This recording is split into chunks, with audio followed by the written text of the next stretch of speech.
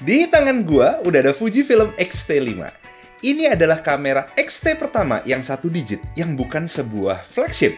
Padahal X-T1 sampai X-T4 itu adalah kamera dengan seri tertinggi di lini X-mount. Tapi semenjak kehadiran X-H2 dan juga X-H2S yang punya spek yang lebih tinggi atau lebih gahar dari X-T5 ini, bikin tahta dari flagship berpindah ke mereka. Fuji X-T5 ini rilisnya di November 2022. Dan seperti yang kalian tahu, gue itu baru mulai nge-review kurang lebih 6-7 bulan belakangan ini.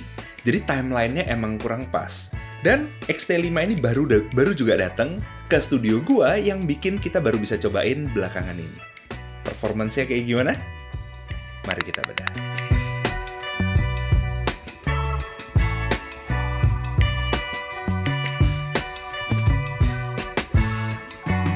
Pertanyaan pertama, Fuji keluarin kamera APS-C dengan 40 megapiksel itu buat apa? Atau buat siapa? Jadi gue pengen cerita sedikit. Kalau tahun lalu, 2023, itu gue sempet dapet brief dari sebuah agency. Dan itu adalah untuk foto produk brand dari luar negeri. Dan salah satu request dari briefnya adalah produksi fotonya harus menggunakan kamera dengan resolusi minimal 7200 x 5400 piksel. Ini kalau kita hitung, angkanya adalah sekitar 38,8 megapiksel. Jadi kalau kita kasih output 24 megapiksel, itu belum cukup. 33 megapiksel itu juga belum masuk. Minimal berarti harus di 40 megapiksel. Dan semoga kalian punya gambaran, kamera 40 megapiksel itu gunanya buat apa.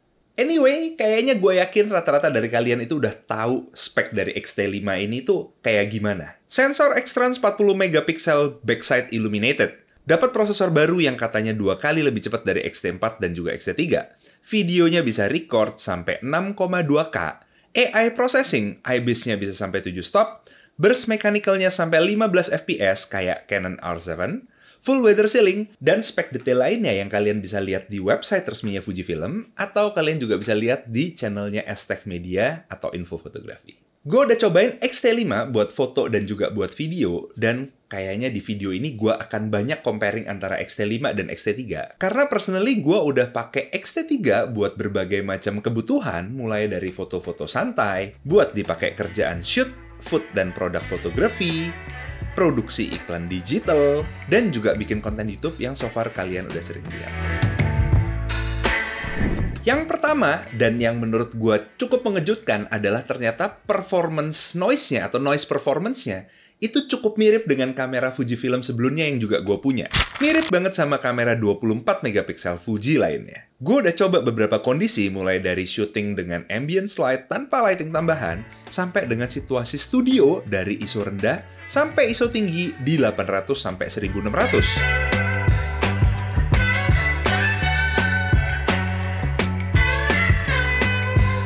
Mungkin X-T5 ini sedikit lebih noise, karena di atas kertas harusnya begitu, tapi nggak sejauh bayangan gua atas sebuah kamera APS-C dengan resolusi 40 megapiksel. Jujur, gua sebenarnya termasuk yang agak skeptik dengan performa dari X-T5, apalagi buat low light, tapi menurut gue ini di luar dugaan. Performa IBIS-nya juga cukup solid. Dan ini ya tentu saja nggak ada di X-T3. Gue bisa dapat foto dengan speed sampai 1/8 detik handheld dengan lensa 35mm dan hasilnya acceptably sharp. Dan kalian bisa lihat sendiri bedanya kalau IBIS-nya nyala dan nggak nyala.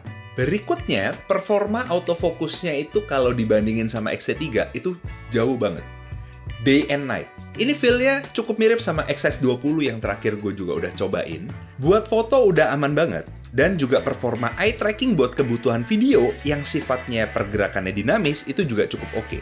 Buat animal tracking juga surprisingly bagus. Cuma karena gue pakai lensa jadulnya Fujinon yaitu XF 35mm f1.4 yang belum linear motor dan kayaknya masih pakai DC motor, jadi belum bisa tahu performa terbaiknya X-T5 di-compare atau di-pair dengan lensa Fujinon yang paling baru atau lensa yang udah linear motor. Tapi satu catatan yang kalian harus tahu, XF35 f1.4 ini kalau dipakai buat video dan rec focus di X-T3 itu pelan banget. Dan dia punya kecepatan AF yang beda antara sebelum dan sesudah dipencet record button. Kalau belum dipencet, itu AF-nya cukup cepat. Tapi begitu udah record, itu rec fokusnya jadi lambat. Dan performa ini tidak kalian dapatkan di X-T5. Begitu di-record, di X-T5 itu performance-nya ternyata masih cukup ngimbangin. Jadi masih cukup oke. Yang ketiga, yang dapat peningkatan juga, itu menurut gue adalah sisi gripnya. Di X-T5 ini gripnya jauh lebih enak nih, kalian bisa lihat sendiri. Dia lebih dalam, dan juga dia cukup tinggi nih. Jadi posisinya adalah, ini nggak jatuh-jatuh. Dan gue juga bisa bilang, kalau misalnya pakai X-T5 ini, dipakai buat kegiatan sehari-hari atau shoot-shoot biasa, handheld itu gue cukup pede untuk tidak pakai L-plate. Kalau dibandingin XS20 gimana? Ya XS20 tentu lebih dalam, lebih enak dipegang, tapi tingginya, nah ini tinggi gripnya, itu menurut gue lebih enak ini, tingginya. Baterai performance, yang juga jadi kelemahan paling kelihatan di XT3, itu udah diganti. Di X-T5 udah pakai baterai baru NPW235 yang punya performance sampai 740 shot di economy mode. Dan kalau nggak salah, itu kalau misalnya di mode biasa, itu kurang lebih 580 shot. Ini kenaikan yang sebenarnya cukup signifikan karena hampir 2 kali lipat. Atau bahkan kalau di economy mode, itu lebih dari 2 kali lipat. Di sisi video, itu X-T5 kayaknya unggul agak jauh terhadap X-T3. Yang pertama adalah dengan adanya IBIS, dan yang kedua adalah udah nggak ada lagi record limit 30 menit per satu videonya. Dan yang berikutnya adalah spek videonya pun juga lebih di-upgrade. In overall, itu spek video dari X-T5 itu sebenarnya cukup gahar untuk sebuah kamera yang bawa tagline back to photography, atau kamera yang sangat-sangat fotosentric banget. Masih bisa rekam sampai 10-bit 422 dengan kodek long GoP dan all intra, sampai bitrate 360 Mbps. Dan bahkan juga bisa rekam RAW video dengan format ProRes RAW dan Blackmagic RAW kalau pakai external recorder yang support. Flat profile kayak F-Log dan F-Log 2 itu juga masih kalian bisa temuin di kamera X-T5 ini. Jadi catatan, ternyata base ISO dari F-Log dan F-Log 2 di kamera X-T5 ini itu agak beda. Base ISO buat F-Log itu akan ada di ISO 500 dan F-Log 2-nya di ISO 1000. Ini agak beda dengan XS20 yang terakhir gue sempat review. Tapi tetap, setiap kamera dengan sensor yang agak gede atau sensor yang punya resolusi agak gede itu akan tetap punya drawback. Yang pertama, sensor 40 megapiksel tanpa dibekali stack chip itu pasti akan punya efek rolling shutter yang berasa. Kedua, spek video yang di atas kertas kelihatannya gahar, yang bisa shoot sampai 6,2K up to 30p, itu ternyata ada sedikit cropnya. 1,23 kali, dan crop ini juga berlaku buat mode 4K HQ dan juga 4K DCI HQ.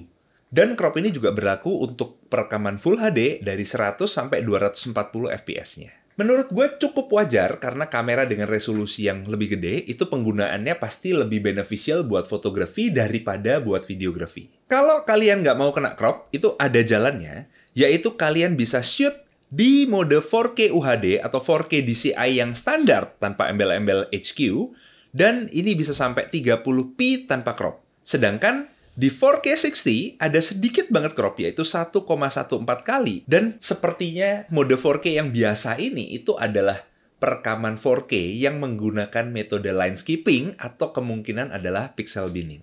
Jadi kualitasnya harusnya nggak sebagus yang 4K HQ. Tapi gue akan coba tunjukin ke kalian perbedaannya gimana, tapi kalian harus kasih note sedikit bahwa ini akan nanti kena kompresi dari YouTube.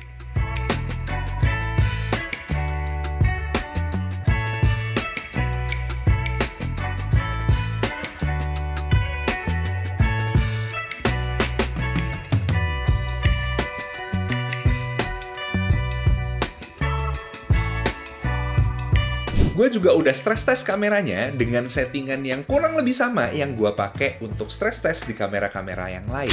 Settingannya kurang lebih kayak gini. Dan gue dapat waktu perekaman selama 1 jam 44 menit dan kameranya berhenti rekam karena kedua SD card-nya penuh, bukan karena overheat. Selama perekaman, logo overheat kuning itu belum keluar. Dan setelahnya, baterai masih bersisa 2 bar. Karena penasaran, gue ulang lagi stress test dengan settingan yang kurang lebih sama, tapi cuma dibedain di 4K HQ 30p. Yang mendapatkan waktu rekam in total 2 jam 8 menit sebelum akhirnya kameranya mati karena kehabisan baterai. Dan bukan karena overheat. Hasil ini menurut gue sangat impresif, dan dari sini kita bisa lihat progres yang positif dari brand kamera Fujifilm. Kurang lebih ada 3 catatan gua, dan ini sifatnya emang agak sedikit nitpicking mungkin. Yang pertama, ini adalah di sisi AF tracking video. XT5 ini masih belum bisa tracking benda on demand. Jadi, kalau misalnya kalian tracking foto, itu udah bisa. XT3 juga udah bisa, dan itu performanya cukup bagus. Tapi di video, XT3 nggak bisa. Di XT5, itu trackingnya cuma bisa berlaku untuk yang udah dispesifikasiin.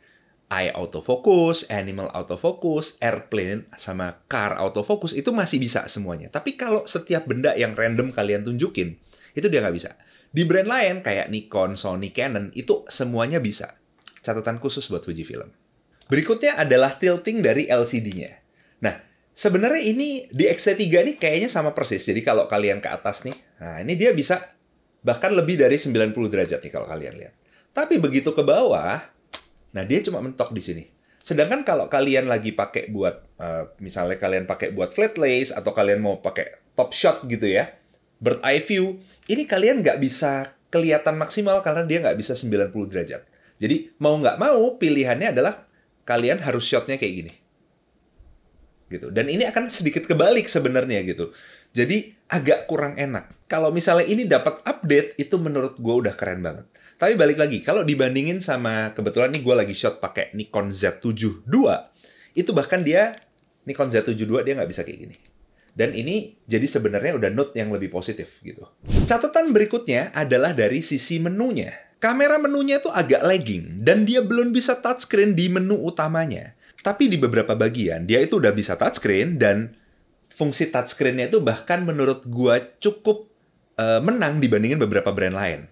Karena dia bisa swipe atas, swipe kanan, swipe kiri, swipe bawah, itu bisa dibedain satu persatu.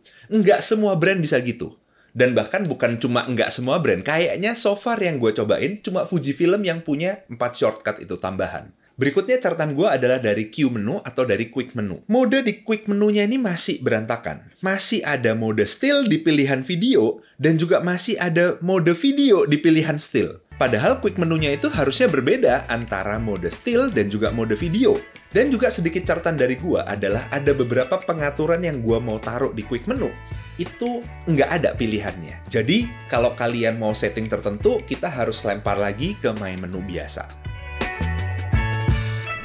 Kesimpulan, XT5 ini buat siapa? Kalau kalian baru belajar fotografi atau videografi, gua sarankan kalian pilih XS20 karena itu adalah kamera yang udah update banget. AF-nya udah update buat foto dan buat video, dan punya price point yang lebih bagus. Kalau kalian belajarnya buat foto dulu, kalian bisa ambil seri-seri sebelumnya kayak XT2, XT3, XT4, XS10, atau mungkin yang seri-seri di bawahnya XT20 ataupun 30, yang bahkan lebih murah lagi daripada XS20. Tapi, kalau kalian emang butuh buat print, buat kebutuhan komersial, buat emang ada brief atau spek-spek tertentu yang membutuhkan resolusi yang lebih gede, dan suka dengan body XT yang top dialnya sampai banyak begini, this is the camera for you. Gue personally cukup happy motret dengan XT3 atau bentuk XT yang 1 digit kayak XT5 kayak gini, karena emang feeling motretnya tuh beda. Ngatur exposure pakai dial, shutter speed pakai dial yang berasanya kayak analog banget. Ngatur aperture-nya juga via ini nih kalau kalian nggak biasa. Itu rasanya emang nyaman banget. Kalau misalnya kalian nggak suka dengan gaya yang kayak gini, karena dia bukan yang paling cepet, kayaknya gue saranin kalian pilih seri XH2-nya, yang emang kurang lebih sama persis. Dan gue juga sedang ngetes lensa ini, lensa yang ini kalau kalian... Nah, ini so far gue punya note positif, tapi tungguin review detailnya di video berikutnya. So, sekian dari gue, Christo Chandra, and I'll see you in the next video. Ciao!